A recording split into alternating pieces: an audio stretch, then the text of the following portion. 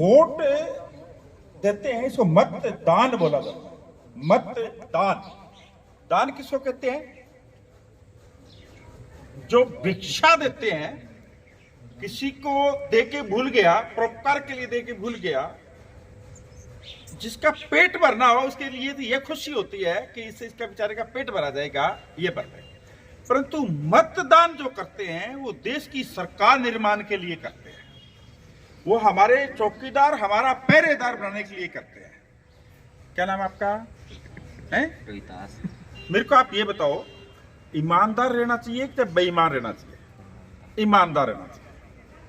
अब मैं एक बात पूछता हूं कि हम जिन्हें वोट देते हैं, जिन्हें भी वोट देते हैं, क्या हमने कभी उनसे ईमानदारी का सर्टिफिकेट मांगा है? क्या हमने कभी उनको निजी रूप से परखा है? तुम ईमानदार हो या बेईमान हो? तुम सत्य बोलते हो या झूठ बोलते हो? जिस देश को आजादी के लिए हमारे हजारों लोगों ने शहीदी दी, बाबा साहब भीमराव अंबेडकर जी ने एक बहुत सुंदर संविधान की रचना की। उस संविधान के अंदर लोकतंत्र की परिभाषा सिर्फ और सिर्फ 3 शब्दों में दी गई कि सरकार जनता की, जनता के लिए, जनता के द्वारा। ये सरकार जनता के द्वारा तो बनती है, परंतु बनी हुई सरकार कुछ एक लोगों की, कुछ एक लोगों के लिए हो जाती है। ये बात सत्य कह रहा हूं, झूठ कह रहा हूं? सत्य बात है ना? मेरा इस राजनीतिक क्षेत्र में आने का सिर्फ और सिर्फ एक ही उद्देश्य है, एक ही उद्देश्य है कि जिन लोगों ने, जिन नौजवानों ने इस देश को आजाद कराने के लिए, लोकतांत्रिक देश बनाने के लिए जो फांसी के फंदे पे झूले थे, उनका अरमान था सभी लोगों की अपनी सरकार जो मातर लोगों के हित की बात करे।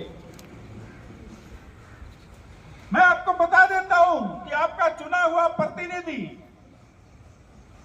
मैं एक बात पूछना चाहता हूं, बहुत ईमानदारी से बताना मेरे, चुना हुआ प्रतिनिधि आपकी सेवक की तरह रहता है या स्वामी की तरह? सेवक की तरह रहता है या स्वामी की तरह?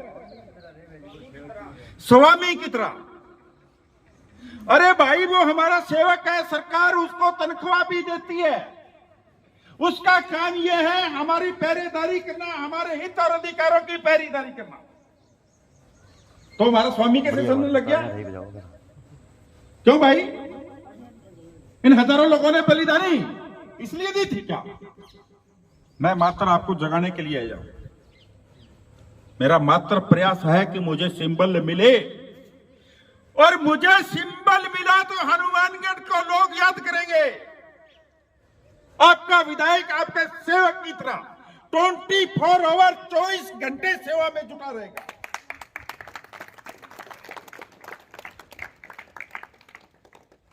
कभी धन्य और मोह की लालसा नहीं होगी, कभी मैं और मेरे की लालसा नहीं होगी। सारा ये है, बात का बदला है। मैं बहुत सुंदर बात की। आजकल ईमानदारी की एक परिभाषा आती है, मैं आपकी बात का ही जवाब दूंगा। ईमानदारी की परिभाषा आती है कि जिसे बेईमानी करने का मौका नहीं मिला, यही आती है।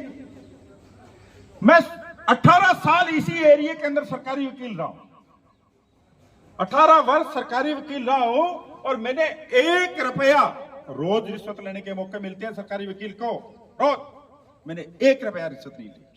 उसका परिणाम आज यह हुआ कि वकील लोग प्रस्ताव पास कर रहे हैं कि हम चाहे किसी पार्टी के हो, हमें ऐसा ईमानदार चाहिए, हमें ऐसा ईमानदार व्यक्ति चाहिए। और मैं बता देता हूं, मात्र इतना ही नहीं, मेरी पहचान क्या है। आज से 3 साल पहले मेरी पोस्टिंग, 4 साल पहले, मैं 18 साल यहाँ रहा, फिर मैंने बच्ची की पढ़ाई के लिए मैं जयपुर चला गया। 3 साल 4 साल पहले मुझे एक वकील साहब रात को 11 बजे फोन करते हैं कि यार आपसे बात करनी है। क्या बात करनी है?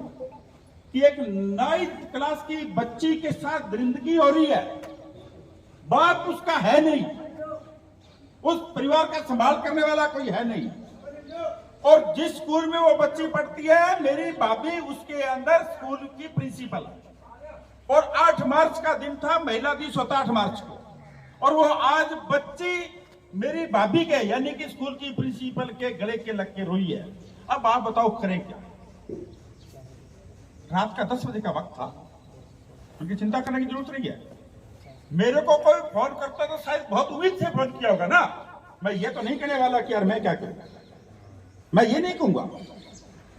परिणाम ये हुआ, दूसरे दिन बच्ची को बेटी माना, मुलजिम हनुमानगढ़ जेल के अंदर है।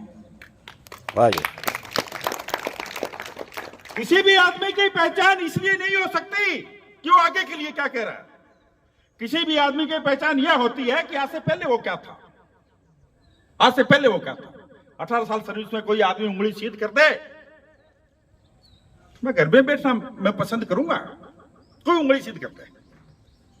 खैर, राजनीति की बात करूं तो हर आदमी की आज के दिन राजनीति में रहने का सामर्थ्य नहीं होता। जीन मेरे में भी था। ये जो अभी पूर्व प्रदेश अध्यक्ष जी पूनिया थे, नाम से जानते होंगे, मेरे मित्र हैं, हम दोनों साथ सेंट्रल जेल में रहे हैं। हमने दूरदर्शन पर कब्जा किया। जम्मू कश्मीर में जो महिलाओं के ऊपर अत्याचार हो रहा था उनके विरोध में दूरदर्शन पर अपनी आवाज बुलंद करने के लिए मैं भी लंबे टाइम से उनका जेल में रहा।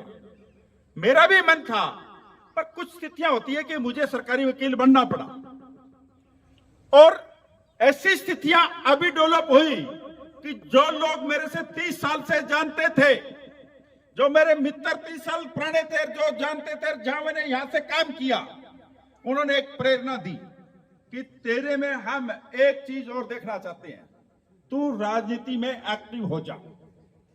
खैर, उनकी प्रेरणा थी और आपके आशीर्वाद मांगने के लिए मैं आपके गांव आया। मैं आपको यह विश्वास दिला के जाऊंगा कि मुझे अगर सिंबल मिला तो कुछ बदलाव होगा। व्यय और भ्रष्टाचार मुक्त हनुमानगढ़ होगा। कोई किसी की गरीब को करोड़पति कोई नहीं बना सकता, सपने चाहे कितने दिखा दे, कोई नहीं बना सकता।